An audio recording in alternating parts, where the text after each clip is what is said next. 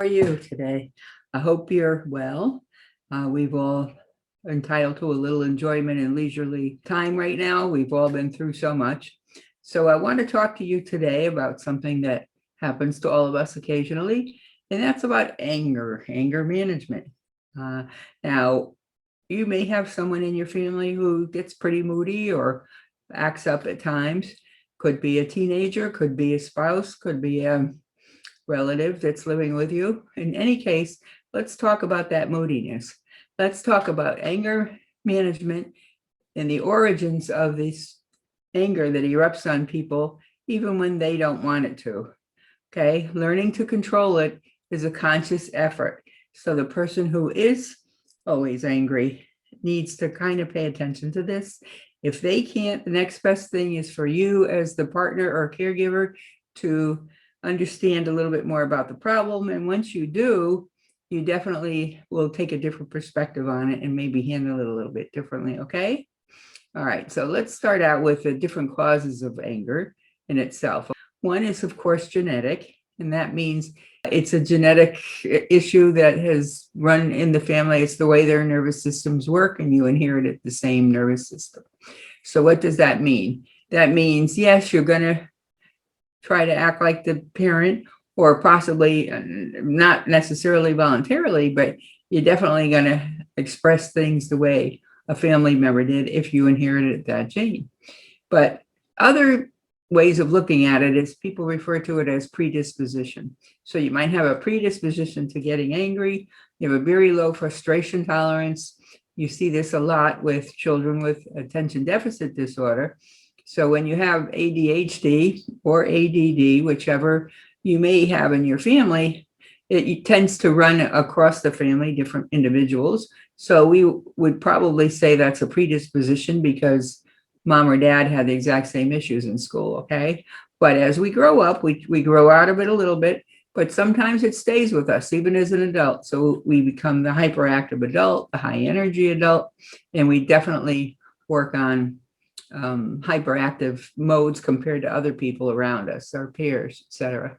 The other thing that can cause people to get angry spontaneously is adverse incidents of birth, believe it or not. So if, for instance, in the birth process, in that gestation period, that 9-month period, if a child was exposed to drugs in utero, as we call it, and if mom did do drugs while she was carrying you, that can cause effects that the child has to live with the rest of their lives. So it really is a big problem. That, what we call an adverse incident, could be that you were a small child and someone dropped you. If you had a head trauma, if you had an illness that kept you in the hospital for a long time, or extra medications that had to be taken. Those are all adverse incidents at birth, and they can contribute to the moodiness. It doesn't excuse it. Nobody wants to put up with it. Nobody wants to listen to their loved one go on and lose their temper all the time. So adverse incidents from birth, through childhood, and things like that definitely contribute to people having more explosive, very, as we call, low frustration tolerance. And when you do, you get aggravated. In Italian, we say agita. And when you get your agita, you get upset, and then you make a scene. Maybe you slam the doors. Maybe you've already put your fist through the sheetrock a few times. I've dealt with that for the last many, many years in practice with individuals who hurt themselves in their anger fit. Or sometimes they get so angry, they outburst that they don't even know why they did it. And they don't even remember doing it. So those are real issues that are a concern and need to be addressed professionally. The other thing that causes people to trigger anger is the family issues. So for instance, if your family is under a tremendous amount of pressure, and maybe financial pressure, maybe mom and dad are arguing, maybe there's domestic violence in the house, whatever that is, maybe there's poverty, sometimes, especially since last year in 2020, people losing housing, losing total income. So it's extremely stressful, and that's enough to cause anybody to get angry. That lowers your frustration tolerance. And so there's only so many things you can deal with at once. And as it builds, your frustration builds and builds and builds. And so causes the person to erupt. And we're going to talk about specific situations in a minute. But so environmental pressures at home or at work or at school, whatever your situation is, those are all things that cause you to trigger anger. So we all are familiar with getting ridiculed in school. I don't think anyone's ever been in school where somebody didn't make a joke about them, but some have it worse than others.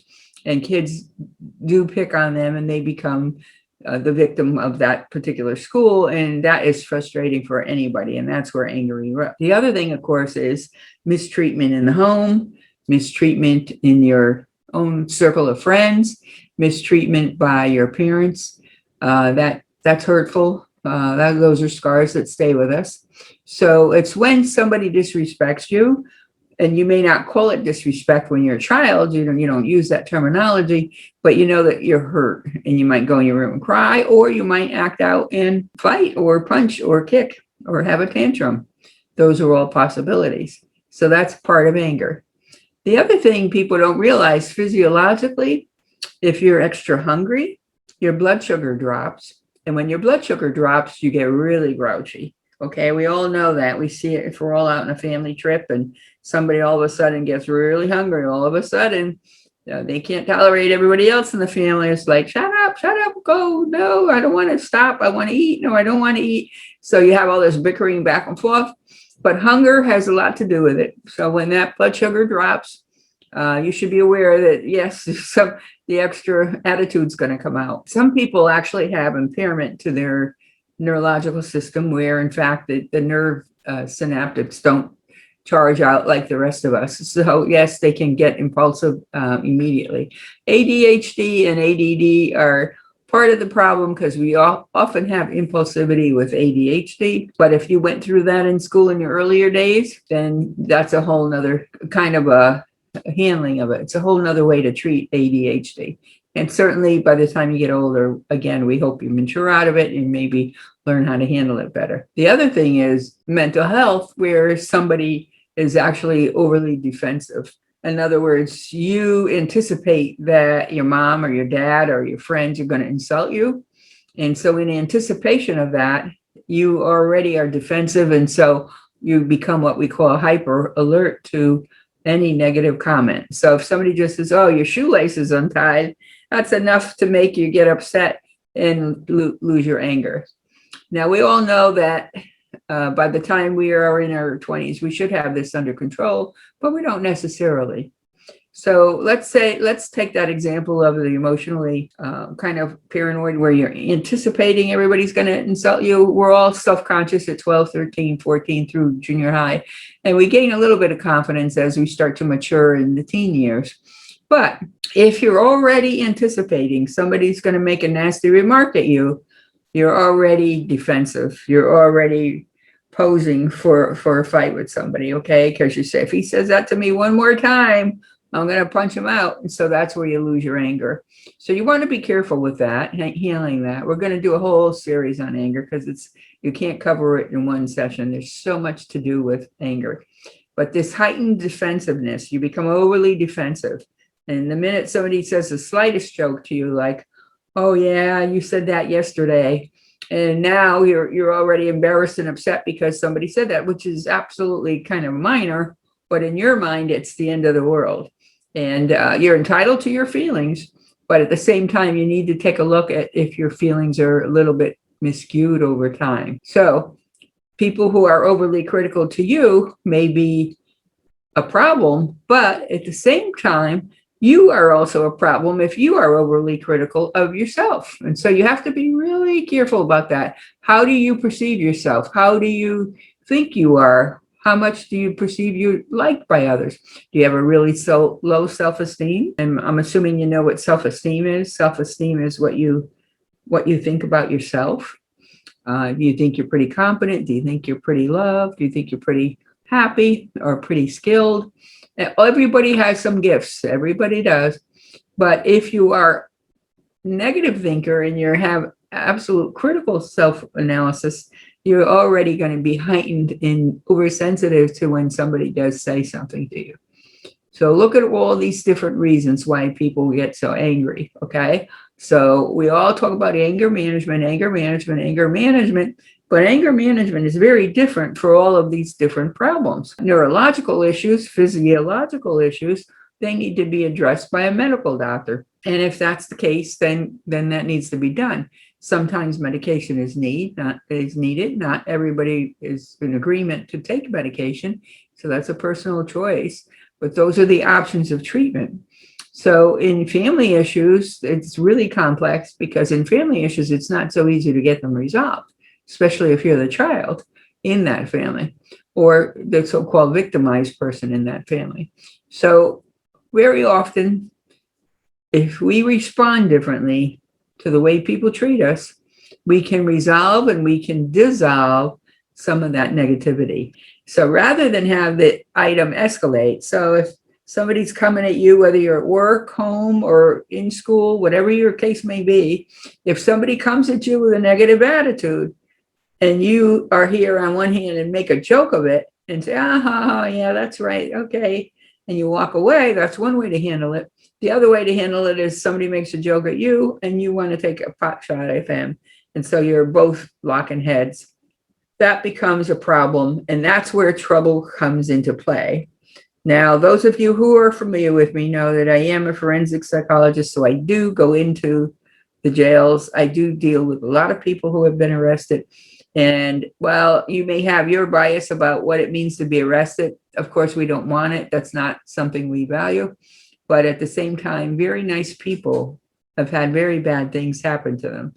And so all of our lives can change in a matter of a split second, a few seconds. Just make the wrong decision, lose your self-control, and the problem escalates.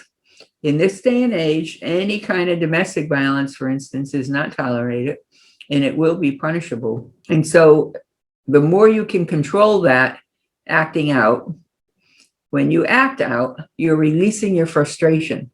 You're taking the frustration out on somebody, whoever happens to be close to you 90% of the time. That's our family members. The people we love the most are the people that we take it out on. And so you look at the total picture and say, oh my gosh, I'm hurting everybody I love. Let me see what I can do to correct it. Because remember, we are all captains of our own ship. You can't blame other people for the way you respond. You are the only one who can control the way you respond. And so I have worked in the past with very hyperactive adolescents, older adolescents, and been very successful using biofeedback to help them learn to relax and learn that they can start to control these emotions. They don't just have to respond to every little heebie-jeebie that you get.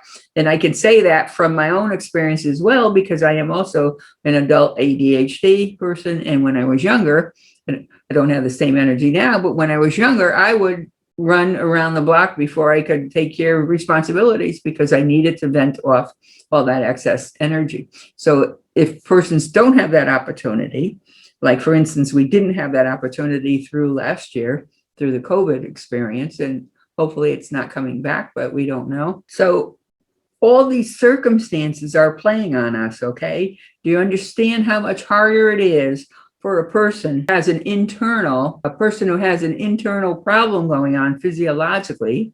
That's really hard to control on your own. And then you compound that with environmental stressors in the home or at work. And then compound that with the fact that you've never paid attention to it. So you've let it escalate. And now you're like a walking trigger. You're like a walking explosive bomb. And every time somebody makes a comment, you react. But what's going to happen? You're either going to hurt somebody or you're going to be hurt. And you will be hurt if you hurt somebody because you will be taken to jail and you will have to suffer those consequences. It's not cheap. It's expensive. It costs money. You don't go to work. You go to jail instead. And I don't care if you're a female or a male, either one of you could be arrested for domestic violence. So this anger management business is really something we all want to control. And why people get so angry all the time, if you think about it, it starts because they're really hurt. They're really hurt. And instead, some people will take that hurt and go and sulk and become depressed and just withdraw from everybody. So they'll stick to themselves. And that's how some people handle it. They internalize it and that becomes depression. Other people become overly aggressive when they're hurt and they strike out. in self-defense. And if you think about it, it's a pretty rational reaction, but it's not very tolerable in today's society. We're much too many people, too close to everything. And we're not like the old days where you go run miles to go hike and find food. We're all kind of stationary in our home. So we have this pent up energy. And especially the young adolescents, I felt sorry for them through the COVID experience because, yeah, that was hard on young people with a lot of energy who have a lot of things they want to do. But what happens when you have all these things hitting you at the same time? What if you have neurological, physiological? You never learn to monitor your hunger, even basic eating, to realize, have enough sense. Oh, so I'm going to lose it. I better have a little snack. And that really makes a difference.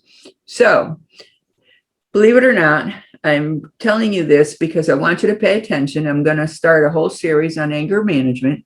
Please tie in, because for those of you who are either the ones who get angry or the person who's living with the angry person, you need to work on this.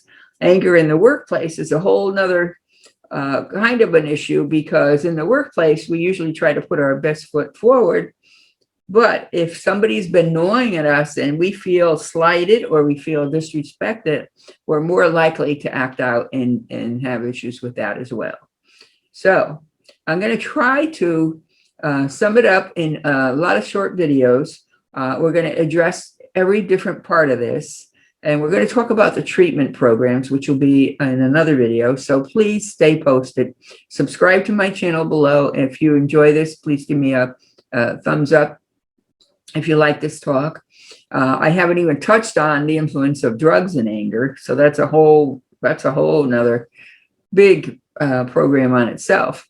So we're going to touch on all these because we don't want to hurt the people we love, and we don't want to be hurt by them either. So we're actually all in this little game of life together, and it's very important together.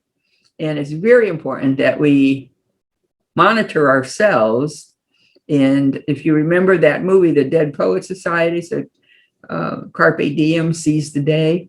We want to seize the day to enjoy it the most with our loved ones. We're too much to do in life to bother fighting. There's so much beautiful things to be doing together. And there's so many enjoyable activities you all can do as a family. And we all feel better when things are going well. Let's face it. Nobody wants to be on the bottom heap. So you're going to have to pick yourself up by the bootstraps, and you're going to have to learn some of these applications on how to control your anger. Now, you're all probably most familiar with the count from 1 to 10. But counting from 1 to 10 is hard to do when you're in the heat of that anger. When you're heated anger, the last thing you're thinking about is counting from 1 to 10. So what I'm going to try to do is have you understand more. If you can understand what's underlying all this anger, the different reasons you can get angry, and perhaps different solutions, maybe you can find the one that works for you. So if you're out there and you're getting in trouble because of this anger explosion, by all means, stay tuned to my channel. I'm Dr. Ferrara, and I really want to see people resolve this so they can live more harmoniously with the people they love, and maybe gain better success in the actual workplace. Okay? All right. I'll see you soon. Please stay posted. Other videos will be on different aspects of anger. It's a lot to it. You never would have thought so, but there is. So please stay posted. All right. And may you always walk in light.